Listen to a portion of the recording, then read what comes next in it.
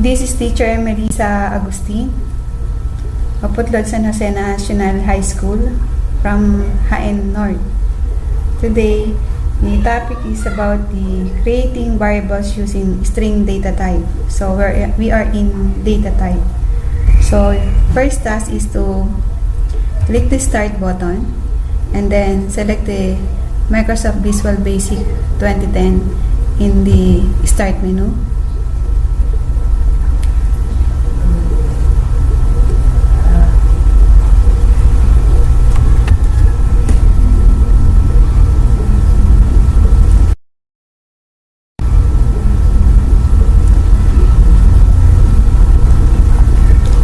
Go to the menu tabs, select the file, and then click new project. New dialog box will display. Then locate the icon with the text Window Forms application. In the name box, type the file name string data type. String data type.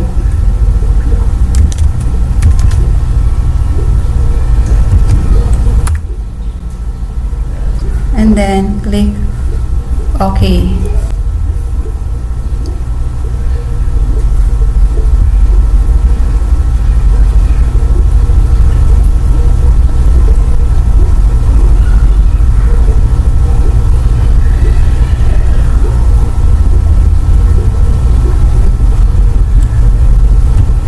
Resize this form, and then what we're going to do now is to rename the form 1.bb. So you have to type FRM in lowercase letter, FRM, and then capital S string .bb, extension file name bb, and then you can save the project. Save. Click the save button in the toolbars.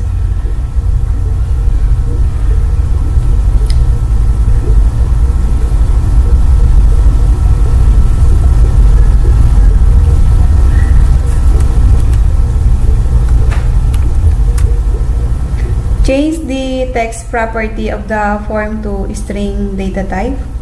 So you have to click this form string, and then click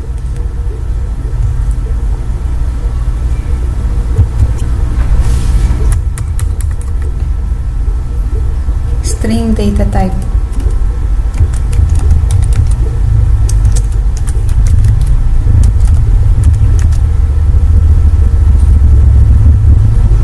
Now we are going to place controls over the form. So we have to locate the label, select label, and then drag it to the form.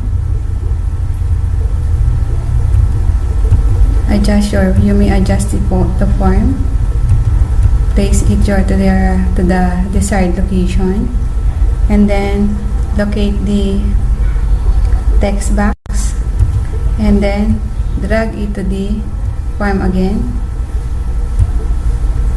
Change it to your desired size and place it to your desired location, and then locate again the label, then drag again another label, locate again the text box, and drag it again to the form, resize it, and then the last one that we're going to do now is to locate the button and drag it to the form. So now what we did is what we call placing controls over the forms.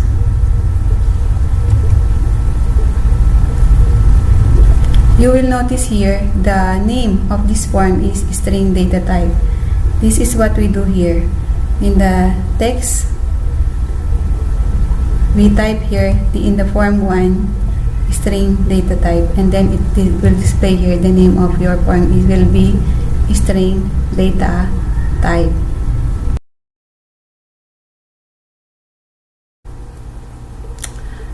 Once again, this is Teacher Melissa Agustin. What we're going to do now is to change the properties of the string data type. So, you have to follow this table to change the properties of our project. So, you have to click the label 1. Please take a screenshot or a photo of this table. So, let's start. Okay, open again your project, string data type. And this will be the form. Click the label 1 over the control. This will be the control for the label 1. And go to the property. And this is where the location of the property. Select the name of this label. Make sure that you have selected label 1, and then locate the name of this label. Okay, name na yan. Name. Yan. And then click, and then type the value LBL in lowercase, and then type the name in uppercase, and then lowercase the rest of the letters. So then press enter. So we are done in changing the name of the label, the value of the label 1, and then we will go to the property of label 1, the property text property. Text property of label 1, text property, label 1, and then you have to type enter your name.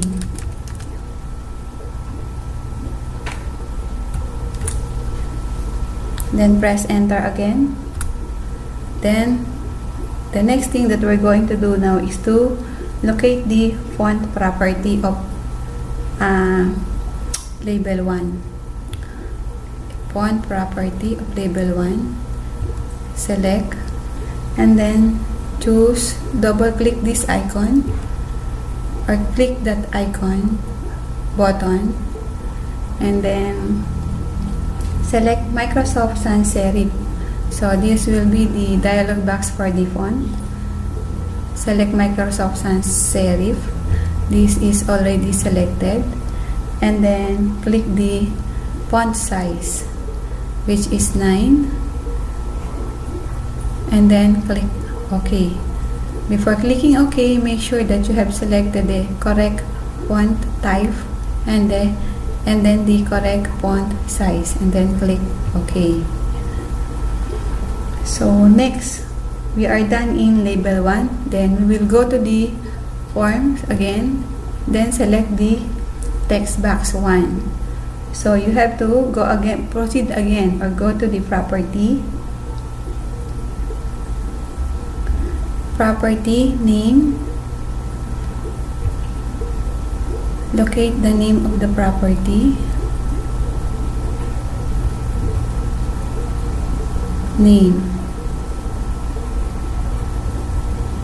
Name of this property, and then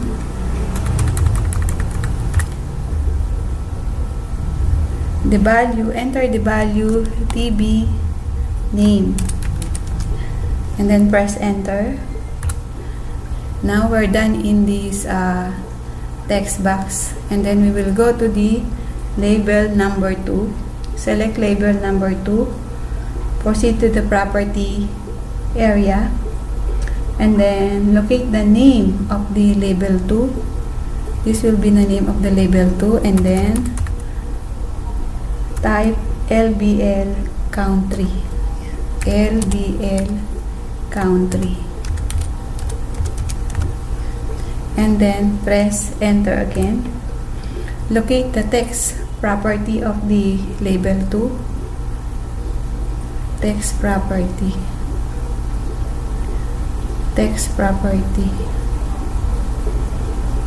of label 2, and then enter again. Enter or type enter your country. COUNTRY.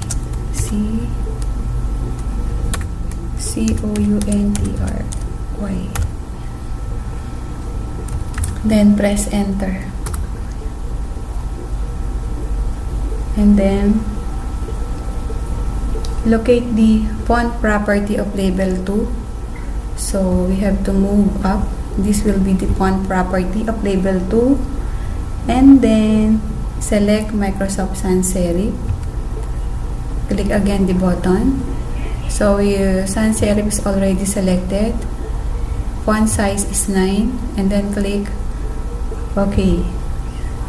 So we're done in label 2. We will go to the text box number 2.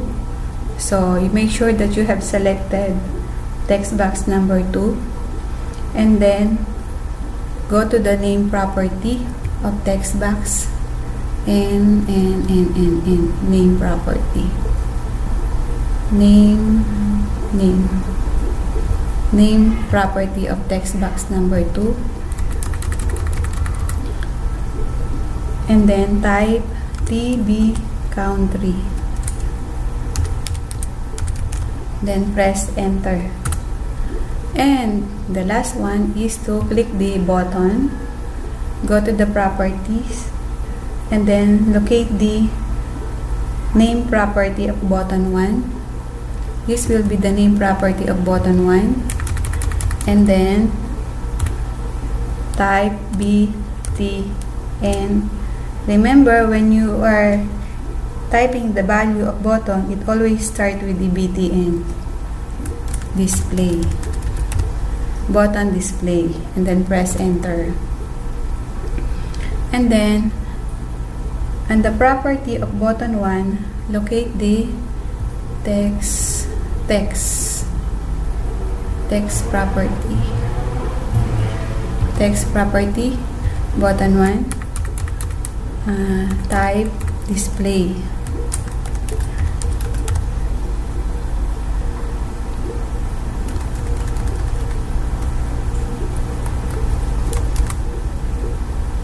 Then press enter. And then on the font property of button 1, font property of button 1, select Microsoft Sans Serif for the font type or font style, and then font size is 9. So Microsoft Sans Serif, font size is 9. Then click OK. This will be the output of your form. The name of your label 1 is enter your name, and then this text box, and then enter your country. Adjust this to your desired appearance. Ayan. So we're done in changing the properties as shown in this table. So you may use a different value if you want. So for now, what we're going to do now is to save this project again. Click this button or press Ctrl S from on the keyboard. That you learned how to place controls over the form and change the properties of data type.